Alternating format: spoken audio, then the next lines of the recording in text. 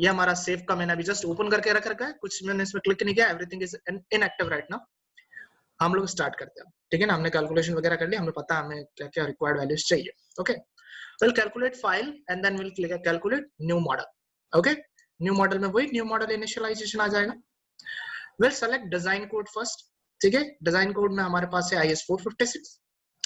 Then मैंने आपको कल समझाया था पिछले लेक्चर में कि डिजाइन कोड से पहले आप लोगों को यूनिट्स पे जाने का, ठीक है ना। यूनिट्स एक बार देख लेना, हो सकता है किसी के सॉफ्टवेयर में अलग यूनिट्स हो, तो यूनिट्स में जाके मैट्रिक डिफॉल्ट पे एक बार क्लिक कर देना और ओके कर देना। We will draw everything in matrix, ठीक है।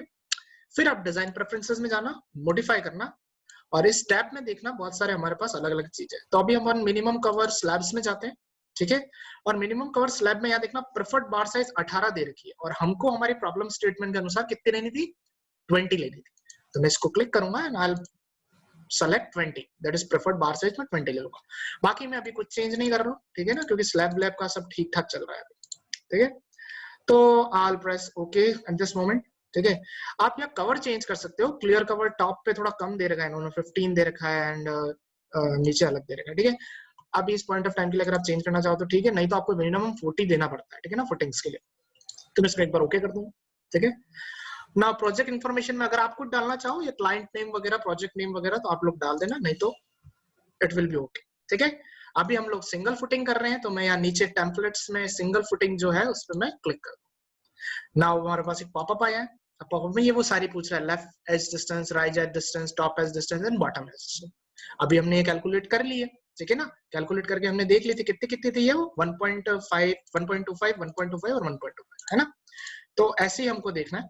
मैं आपको फिर से शेयर कर देता हूँ पहले, ठीक है, ठीक है। तो ये डिस्टेंसेस फ्रॉम द सेंटर क्या है, लेफ्ट एज 1.25, 1.25, 1.25 और 1.25, है ना, as simple as that.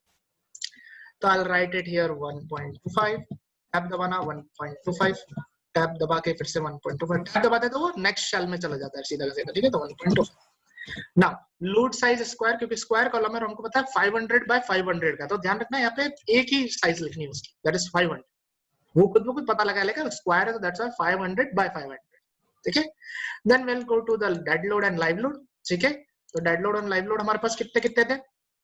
Dead load था हमारे पास दैट इज 300, और लाइव था हमारे पास 140, ठीक है। एक बार मैं शेयर कर लेता हूँ तुमको photo, you can see dead load है हमारे पास 300 एंड लाइव है 140, 300 एंड 140। तो I will go to ETABS, sorry save, that is 300 and 140, ठीक है। मूवमेंट अभी हमारे पास नहीं है एमएक्स और एमएफवाई डायरेक्शन में, अभी हम नहीं ले रहे, आगे आने वाले लेक्चर्स में बताऊं, ठीक है। फुटिंग थिकनेस, अब यहाँ पे मैंने आपको जैसे पिछले लेक्चर्स में बताया, आपको हिट एंड ट्रायल करना पड़ेगा, ठीक है। तो फुटिंग थिकनेस अभी लेट से अपन लोग 500 mm की लेके चलते हैं, ठीक है। और सबग्रेड मॉड्यूल्स हमने अभी जस्ट निकाला है, इफ यू रिमेंबर अभी अपन ने निकाला 10 to power 4 आया था, है ना। तो अपन क्या करेंगे, 10 to power 4 लिख लेते हैं इसमें, आ गया, ठीक है, ठीक है। 10 to power मतलब 10000, ठीक है। सेव, ठीक है। अभी एवरीथिंग इज डन, यहाँ तक हो। आई होप आप लोगों को सब कुछ समझ में आ गया, नहीं आया हो तो फिर से रिवर्ट करके देख लेना, सब समझ में आ जाएगा, ठीक है। All press okay, okay press कर दिया मैंने, तो मेरे पास क्या हो गया, हमारा एक बार स्ट्रक्चर बन के आ गया पूरा, है ना। Now what we need to do, अब अपन को करने का है डिफाइन, है ना। इसको बताना पड़ेगा कि क्या क्या चीजें हमारे पास है और क्या क्या नहीं है, ठीक है।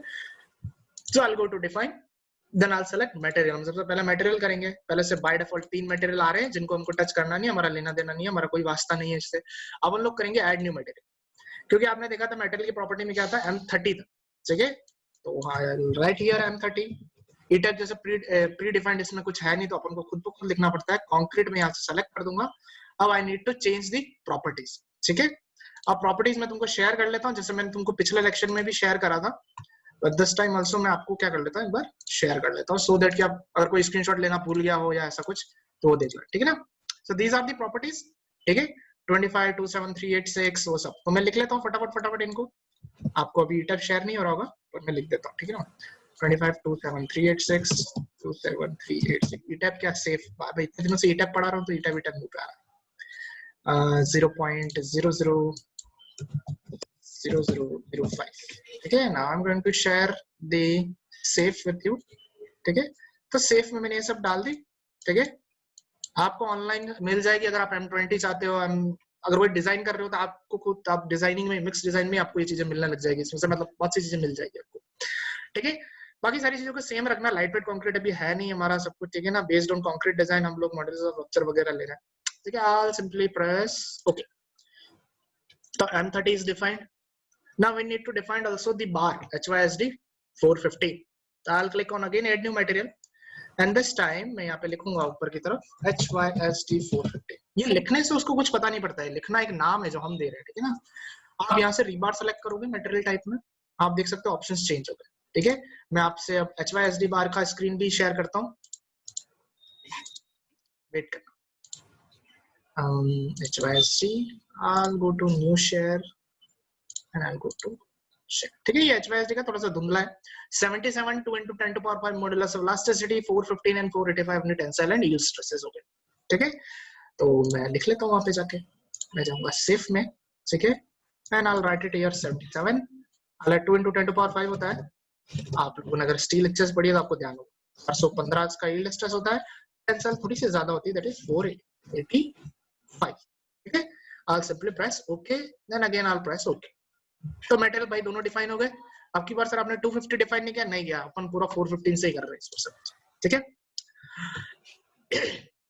Now we have the slab properties, material कर दिया तो अब स्लैब प्रॉपर्टी को डिफाइन कर लेते हैं, है ना।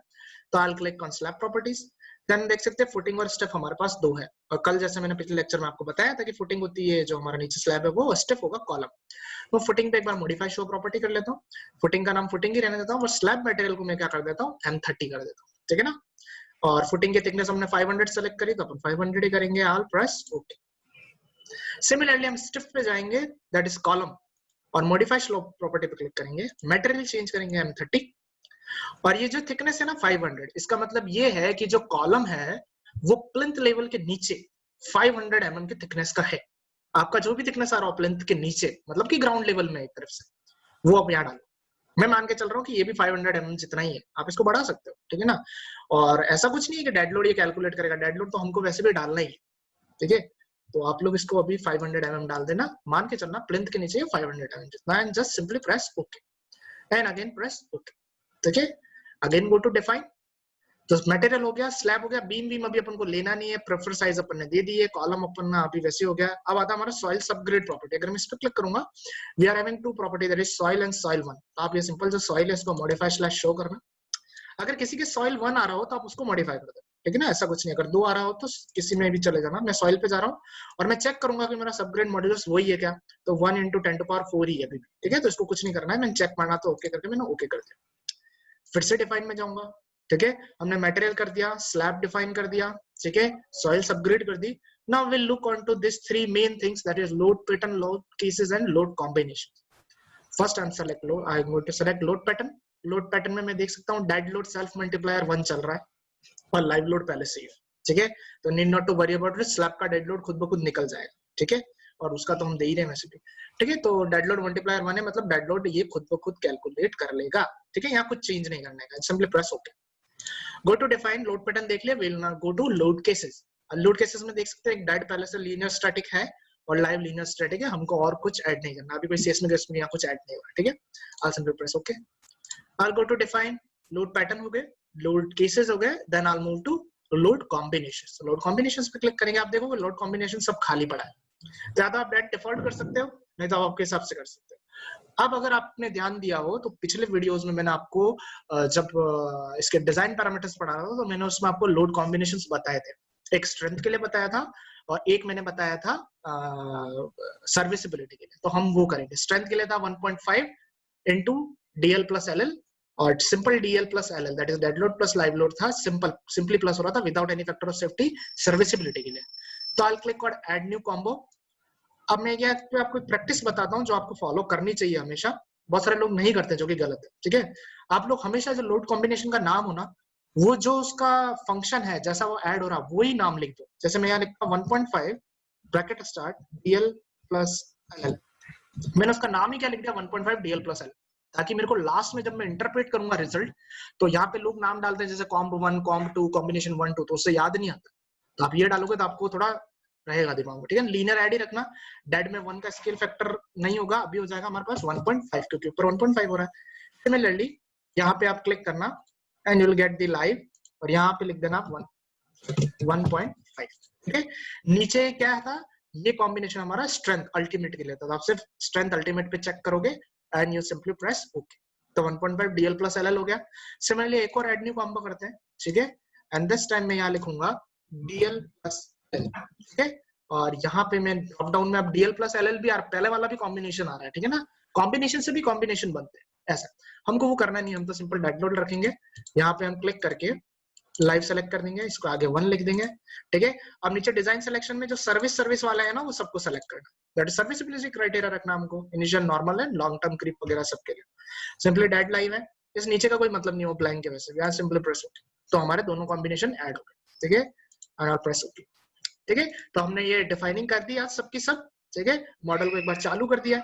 अब नाउ कल अपन लोग क्या स्टार्ट करेंगे, हम लोग कल देखेंगे कि असाइनिंग कैसे करते हैं, ठीक है, चीजों की, और उसके बाद हम आगे का हमारा प्रोसेस बढ़ाएंगे, ठीक है।